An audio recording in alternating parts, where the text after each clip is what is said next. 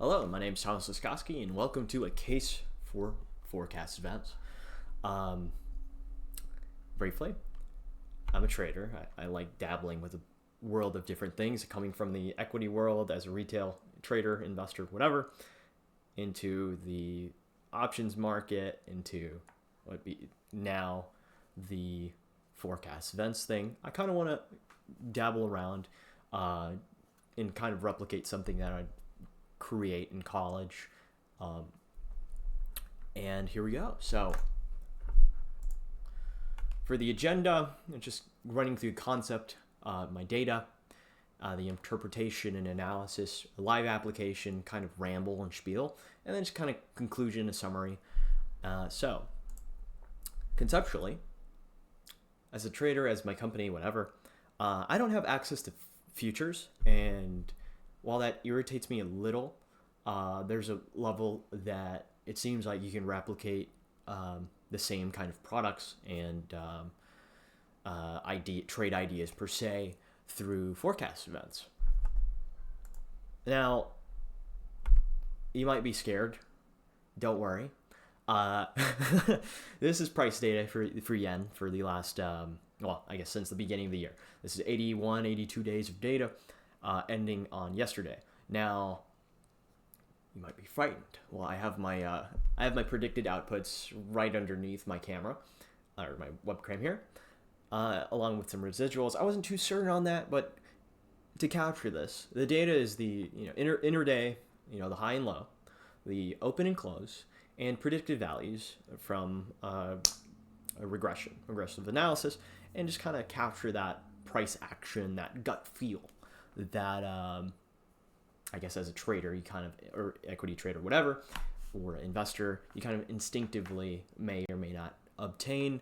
And at least trading this for about a week or two now, maybe 3, we've kind of landed on this certain point or perspective, and I just want to work around that and continue.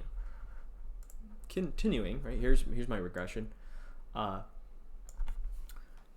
Where my R squareds and everything seems pretty accurate. Now, obviously, I'm working with 82 days of data, and I don't know if that's enough. And a part of me was wanting to go for, let's say, 45 days, where that seems a little more accurate in the regard of recency, relatively recent data.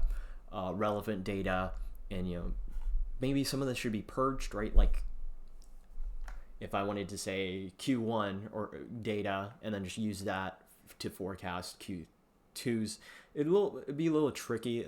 I feel like and believe that I probably should have grabbed data coming from the standpoint of when the rate hikes were starting to be implemented in Japan. I forget the date there, but that could have made something a little more accurate, or at least for sample sizing.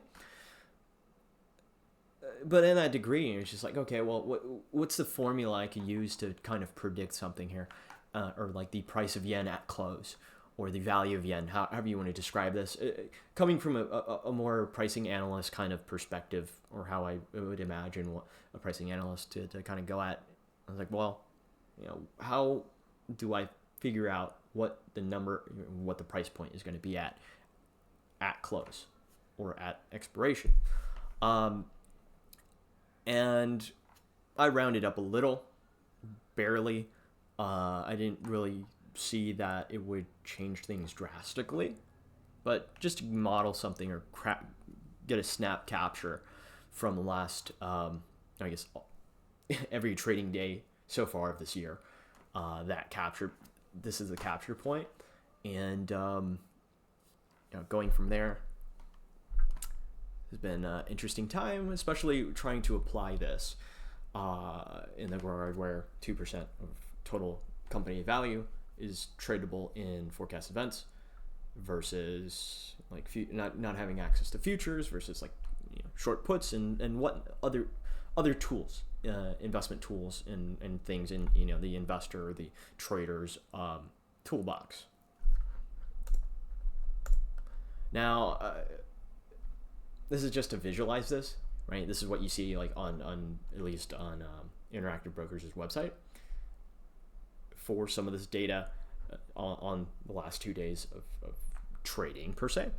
And I wanted to capture the volume and whatnot, and you just see the price chart. But going through here where, let me screw that. You have the volume. The volume, this might look tricky. This is very finicky to work around with Excel, where it just was not cooperating with me for a bit. But there's the top x-axis is the probability of an event per se at whatever price point. So, and then with volume as well. This looks funky. Capture points there, probabilities at each price point. That's kind of it. I mean, it's pretty visual. But I had this observation where it kind of looks like an inverted normal curve, where most of the volume is at the I would say tails, but at the outer standard distributions, and then the inward, looking inward, you have less volume. And I found that a little funny, which kind of led me to validating some of the okay, I like throwing out shingles, at least in this regard, and maybe it confirms it. But obviously this is 2 days of data. This is insignificant in the grand scheme, and this is a horrible representation for a sample. But grabbing something literally recent, yesterday, very fresh, you're visualizing some type of gut feeling, or how you would grab something, and then obviously I put down here the actual closes, which were 40 sen, or whatever the equivalent of cents is in Japan, 40 sen roughly. And then just the live interpretation. Oh, not that. If it would grab the camera. The live interpretation of that, where it's okay, so this is wrong. This seems to work like a proxy. I'm trying to capture whatever the return is, right, on this outlay. So let's say if something has 80% probability of an event happening, there's 20% arbitrage, or the yield. Don't use that as I don't know if it's an appropriate tool, but coming from a gut feeling and price action viewpoint, you have this data, it fluctuates, you can feel that the movement intra-week is somewhere in some range, some number.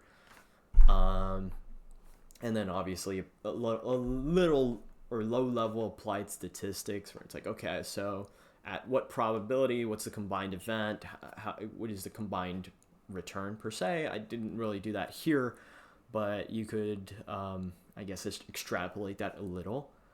And I don't know. I think for me right now, it's a little more conceptual than applied, and seeing the realization of that, where there is some real, capture and being able to work that around. So this is pretty, I guess, agnostic, systematically speaking, data-wise, where you're in my case, I'm taking yen, but I believe you could probably do the same with, WTI, crude, gold, or the Brent, excuse me, gold, silver, Ethereum, whatever product. That seems to be the case, and due to the liquidity per se, obviously you have day-to-day action, momentum, volume, but on a different forecast event, maybe even futures, but not there yet. There's that capture of, I can get liquidity, I can trade a product on the weekend, like a certain product I was trading for today has matured. And then I guess some of the pitfalls, right? I didn't capture this, but I had my notes. Oh, 3. Dear Lord. Or is it this one? I look like a maniac. Okay, so you have your intraday liquidity, your futures proxy, daily activity. I say sensible returns, but they're pretty high comparatively, right? 2% versus like 10%, 20% daily. Obviously, you're taking a lot more risk, but I guess the day-to-day return may be worth it, but that depends on, I guess, the company, the firm, the person, the individual. And then you have access to this stuff anywhere between 5 days, the whole trading week or the whole actual week, depending on the product. And then obviously there's certain risks where it definitely feels like gambling. They're hyper speculative investments. And then obviously the carried risk, right? And then very inconsistent settlement times. So this could be from like, let's say with a certain product, yen in my case, settlements at like 11 o'clock or 10 o'clock a.m., 10 a.m. CST.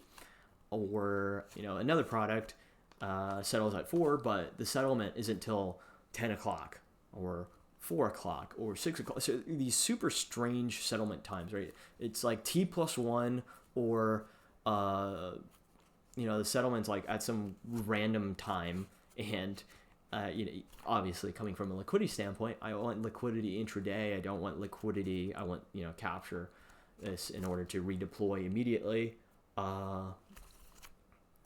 which is kind of annoying, especially when you're trying to scale up.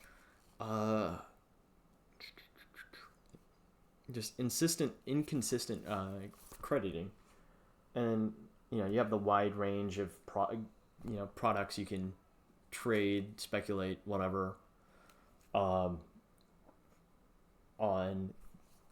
in order to replicate the same similar products, I would assume, in the futures realm. So aside from that, that's all I have for today. Thanks for watching, listening, subscribing.